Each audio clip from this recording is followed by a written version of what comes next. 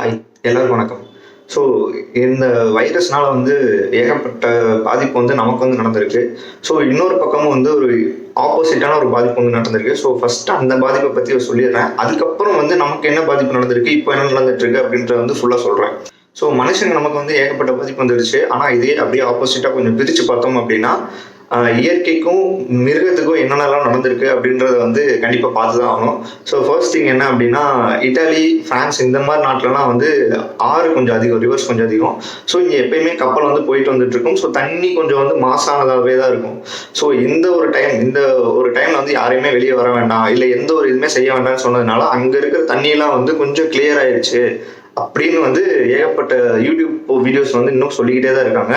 And இன்னொரு படி மேலே போய் சைனாவில் கிட்டத்தட்ட 50% பொல்யூஷன் மொத்தமாகவே கண்ட்ரோல் ஆயிடுச்சு அப்படின்னு சொல்லியிருக்காங்க. ஸோ இது சைனா மட்டும் இல்லை, ஏகப்பட்ட இடத்துல பொல்யூஷன் கண்டினியூஸ் கம்மியாயிருச்சு. 50% அளவு கம்மியாயிருக்கு. ஸோ 50% பொல்யூஷனை குறைக்கிறது அவ்வளோ ஈஸியான விஷயம் கிடையாது. ஒரு சாதாரண ஒரு வைரஸ் 50% பொல்யூஷன் குறைச்சிருக்கு. அப்புறம் இன்னும் ஏதோ ஒரு ஊர்ல கூட யானைகள்லாம் ஒரு அது எஸ்டேட் நினைக்கிறேன், அந்த எஸ்டேட்ல உள்ள ஒயின் எல்லாம் குடிச்சிட்டு அங்கேயே ஃபிளாட் ஆயிடுச்சு அப்படின்னு ஒரு நியூஸ் பரவலா பார்த்துட்டே இருக்காங்க. ஸோ அது பார்ட்டி டே மாதிரி ஆயிடுச்சு அப்படின்னு நினைக்கிறேன்.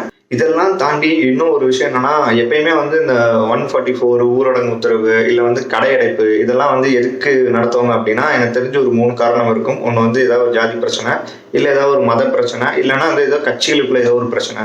ஸோ இதுவுமே என்னன்னா ஒரு குறிப்பிட்ட டிஸ்ட்ரிக்ட்ல நடக்கும், அப்படி இல்லைன்னா ஏதோ ஒரு குறிப்பிட்ட ஸ்டேட்ல நடக்கும். ஆனா இன்னைக்கு நீங்கெல்லாம் என்னோட ஆளு, நான் நினைச்சா ஒட்டுமொத்த இந்தியாவையே ஷட் டவுன் பண்ண வைப்பேன் அப்படின்னு சொல்லி சாதாரண ஒரு வைரஸ் ஒட்டுமொத்த இந்தியாவுமே ஷட் டவுன் பண்ண வச்சிருக்கு. நீ என்ன ஜாதியா வேணாரு, என்ன மதமா இரு, இல்லை எந்த கட்சிக்காரனா வேணாரு, ஆனா நான் உனக்குள்ள நீ செத்துருவ அப்படின்ற ஒரு பயத்தை ஒரு வைரஸ் சொல்லி கொடுத்துருக்கு. என்னப்பா தம்பி நீ பேசுறதெல்லாம் பார்த்தா வைரஸ் பயங்கர ஜாலியா இருப்ப போலே அப்படின்னு கேட்டீங்கன்னா, ஜாலியா இருக்கேன் அப்படின்னு சொல்ல முடியாது. ஒரு விஷயத்த நிறைய பேர் முயற்சி பண்ண ஒரு விஷயம், யாராலையும் உணர்த்த முடியாத ஒரு விஷயத்த கண்ணுக்கே தெரியாத ஒரு கிருமி உரைக்க வச்சிருச்சு. நீ எவ்வளவு பெரிய ஆளா வேணா இரு, நீ எந்த ஒரு இது மதத்தையோ இதத்தையோ மொழியவோ சார்ந்தவனா வேணா இரு, ஆனா நான் எந்த ஒரு வைரஸ் நீ செத்துருவ அப்படின்னு சாதாரண ஒரு வைரஸ் உரைக்க வச்சிருக்கல. நீ சாதாரண மனுஷன் தான் அப்படின்னு ஒரு வைரஸ் புரிய வச்சிருக்கல. ஸோ அந்த ஒரு சந்தோஷம் இருக்கு. ஜாதி, மதம், இனம், மொழி இது எல்லாத்தையுமே தாண்டி நீ ஒரு மனுஷன் தான் அப்படின்றத இன்னைக்கு நிறைய பேருக்கு புரிஞ்சிருக்கும் அப்படின்னு நினைக்கிறேன். ஸோ இதனால மனுஷங்களுக்கு என்ன பாதிப்பு வருது அப்படின்னு பார்க்கலாம். ஸோ இப்போ கரண்டா என்ன கண்டிஷன் அப்படின்னு பார்த்தீங்கன்னா, இப்போ உங்ககிட்ட நான் பேசிட்டு இருக்கிற இந்த நேரத்தில் இந்தியாவில் ஒட்டுமொத்தமாக 283 பேருக்கு இந்த நோய் தொற்று இருக்கிறதா ட்ரீட்மெண்ட்ல வச்சிருக்காங்க. இது இப்போ 24 பேர் ஆல்ரெடி கியூர் ஆகி வீட்டுக்கு போயிட்டாங்க. அண்ட் இப்போ வரைக்கும் இறந்தவங்களோட எண்ணிக்கை 5. அது மோஸ்டா வயசானவங்க தான். ஸோ வயசானவங்களை தயவு செஞ்சு பத்திரமா பார்த்துக்கோங்க. இந்தியா ஸ்டேஜ் 2ல இருக்கு அப்படின்னு சொல்லியிருக்காங்க. ஸோ மொத்தம் 4 ஸ்டேஜ் அப்படின்னு சொல்றாங்க. ஸோ ஃபர்ஸ்ட் ஸ்டேஜ் என்னன்னா, இங்கேயோ ஃபாரினர்ஸோ யாரோ ஒருத்தர் இங்கே இன்ஃபெக்ட் ஆகுறது. ஸோ ரெண்டாவது என்ன அப்படின்னா, அவங்க மூலமா மற்றவங்களுக்கு கொஞ்சம் கொஞ்சமா பரவுறது, இல்லை சொந்தக்காரங்களுக்கு வேற யாருக்கும் இந்த மாதிரி பரவுறது. அண்ட் ஸ்டேஜ் 3 இதுதான் குரூப்பா பரவ ஆரம்பிக்கிறதா, அது அதிகமான மக்கள் கூட்டமா சேர்ற இடத்துல இருந்து பரவ ஆரம்பிக்கிறது. ஸோ இதை தடுக்கிறதுக்கான முயற்சி தான் இப்போ போயிட்டு இருக்கு.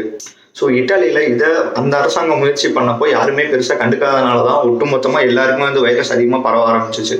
ஸோ ஆனா இந்தியாவில் அப்படி கிடையாது. இந்தியாவில் எல்லாருமே இதுக்கான ஒரு மரியாதையை கொடுத்து ஏகப்பட்ட பேர் இன்னைக்கும் வீட்டுக்குள்ளதான் இருக்காங்க. அண்ட் இன்னைக்கும் ஒர்க் பண்ணிருக்கிற போலீஸ் ஆஃபீஸர்ஸ் ஆகட்டும், டாக்டர்ஸ் ஆகட்டும், அப்புறம் சுகாதாரத்துறை, அதாவது இப்போ சாதாரணமா ஸ்வீப்பர்ஸ் இவங்கெல்லாம் சொல்லுவாங்க. ஸோ இந்த மாதிரி வேலை பார்க்குற எல்லாருக்குமே ஒரு மிகப்பெரிய நன்றி. ஏன்னா உங்களால மட்டும்தான் இன்னைக்கு டே ஃபுல்ஃபில் பண்ண முடிஞ்சது. அதாவது ஒரே நாளில் எல்லா இடத்துக்கும் இந்த கிருமி நாசினியை கொண்டு போய் சேர்க்கறது அப்படின்றது ரொம்ப சாதாரண விஷயம் கிடையாது. இது அவ்வளோ கஷ்டமான விஷயம். அண்ட் வீட்டில் இருக்கிற ஒவ்வொருத்தரும் அவங்களுக்கு கடமைப்பட்டிருக்கோம் அப்படிங்கிறத மறந்துடாதீங்க. அண்ட் இன்னொரு முக்கியமான விஷயம்னா, பொருளாதாரம் ஒட்டுமொத்தமாக இறங்கியிருக்கான்னு கேட்டால் ஆமாம், கண்டிப்பாக இறங்கியிருக்கு. அண்ட் இதனால அதிகமாக பாதிக்கப்பட்டவங்க யார் அப்படின்னு பார்த்தீங்கன்னா, தினசரி வேலைக்கு போகிறவங்க தான் அதிகமாக பாதிக்கப்பட்டிருக்காங்க. ஸோ கூடிய சீக்கிரம் இந்த பிரச்சனையிலேருந்து வெளியே வருவோம் அப்படின்னு சொல்லியிருக்காங்க. ஸோ கவர்மெண்ட் அதுக்கான ஸ்டெப்ஸும் எடுத்துகிட்டு தான் இருக்காங்க. ஸோ முடிஞ்சளவு எல்லாருமே சேஃபாக இருங்க. நாளைக்கு உங்களை இன்னொரு வீடியோவில் பார்க்குறேன்.